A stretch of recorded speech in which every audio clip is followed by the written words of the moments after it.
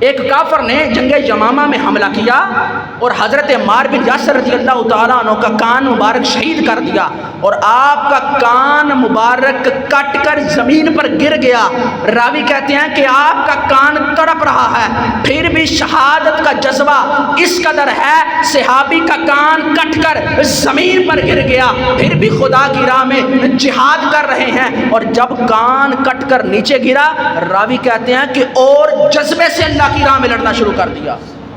کان کٹ کر گر گیا۔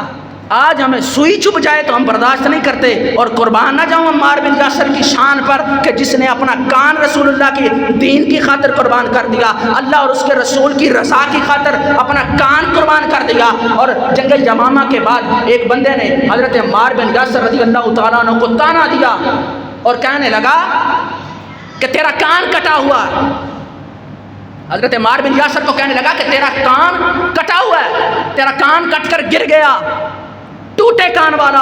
حضرت عمار بن یاسر کو تانا دیا اس نے، تو حضرت عمار بن یاسر کہتے ہیں خدا کی قسم خاموش ہو جا، تو نہیں جانتا مجھ عمار کو اپنا یہ کان کتنا محبوب ہے، اس لیے خدا کی عزت اور جلال کی قسم عمار کا یہ کان اللہ اور اس کے رسول کے رستے میں قربان ہو گیا۔